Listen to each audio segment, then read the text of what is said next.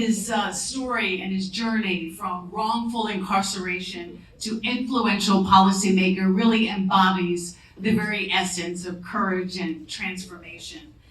His story is one of determination and the unwavering pursuit of justice. As one of the exonerated 5, he endured unimaginable hardship.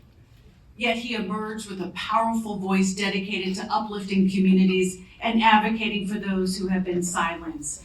And beyond his personal story, Dr. Salaam has dedicated his life to empowering others. As a father, a poet, an activist, an inspirational speaker, he uses his expertise to ignite change and challenge injustice. Through his words and actions, he has become a guiding light for so many young people. It is with great admiration and gratitude that we welcome Dr. Salaam to the stage tonight as the recipient of GOSO's Justice Award.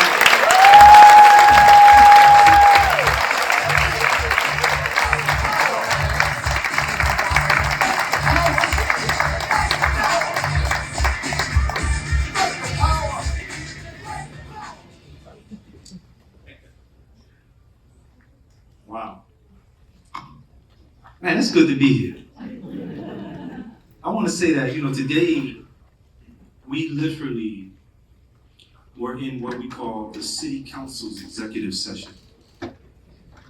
And I kept looking at my watch. I'm like, man, the executive session is supposed to start at a certain time and end at a certain time. And I'm like, I don't know if I'll be able to get here in time. But God is good. Oh? In the right place. I was just checking. All the time. That's right. Listen, thank you, Sade.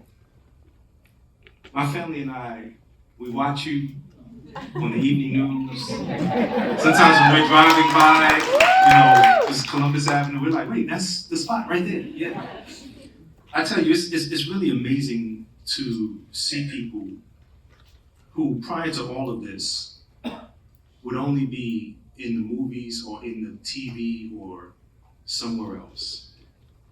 But to be sharing space in this space, to honor people for the work that they're doing, is the paramount importance.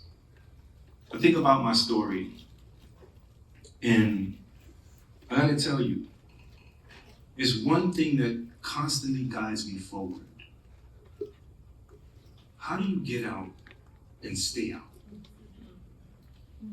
My mother said to me, literally in 10 days, because I was arrested on the 20th in Corey Wise. In 10 days, my mother walked into the precinct that was holding me.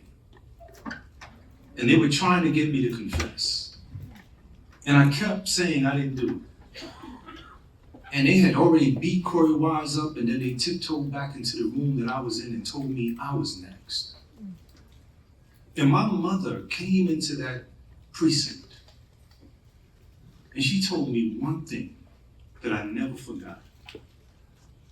And I want to say this to the young people, and I want you to tell it to your friends. She said they need you to participate in whatever it is they are trying to do.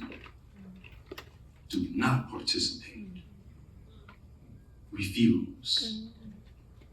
She had already taught me that I was born on purpose and with a purpose.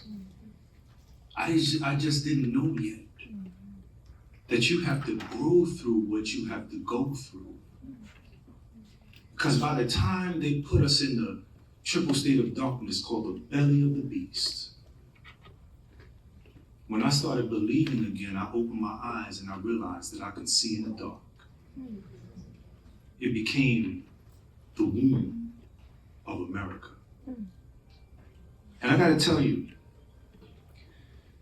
I'm so deeply honored to be able to receive this Justice Award. Because it's not just for me. As a member of the Central Park 5, now the Exonerated 5, now as a member of the legislative body of this city.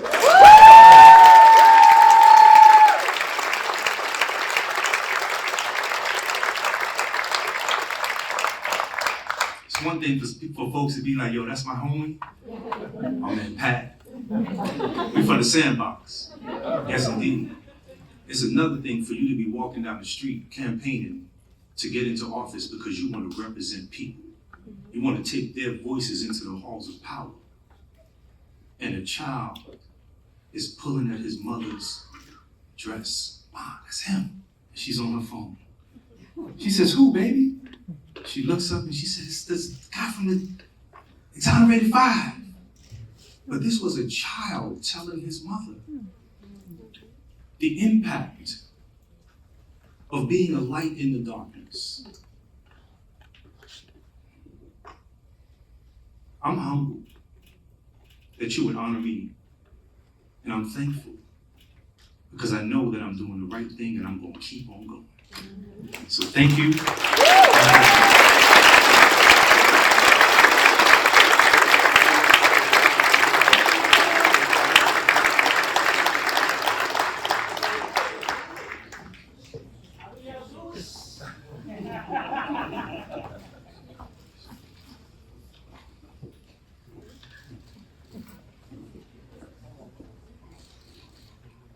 Yusef, I have to bring you back over here again.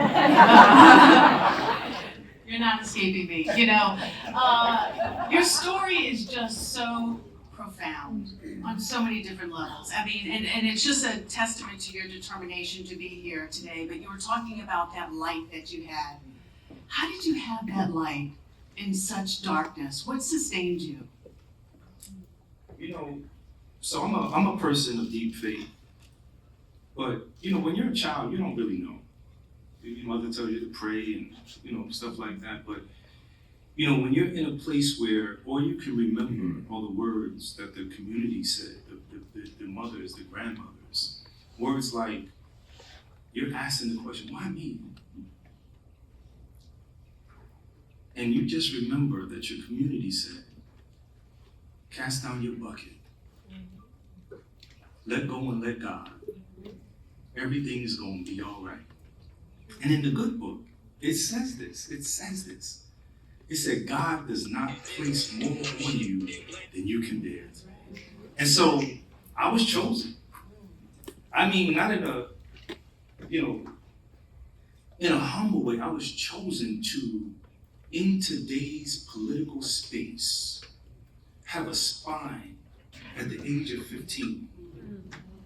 So that 36 years later, when we are here looking at the trees, I'm telling our people to have a 50,000-foot view so that you can see the forest. Don't think about the next 4 years, but have a 50-year plan. I'm 51. And I'm telling people to have at least a 50-year plan. And if you're good about it, have a 100-year plan. If I can live that long, hopefully, the life of Methuselah. What does that mean? That means that by the time I pass back every single thing in the deoxyribonucleic acid in my body, my family, my wife is here with me, we had 10 children together, 7 girls, 3 boys.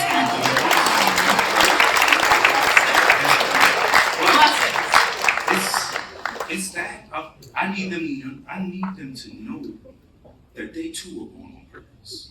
That you can break every generational curse. That's right. That they need you to participate in whatever it is they are trying to do. So, well, thank you so much. Thank you for your courage and strength and for giving back. And I hope all of these young kids are inspired by you. I think we're all inspired by you. So thank you so much and congratulations again. Woo! Pretty incredible.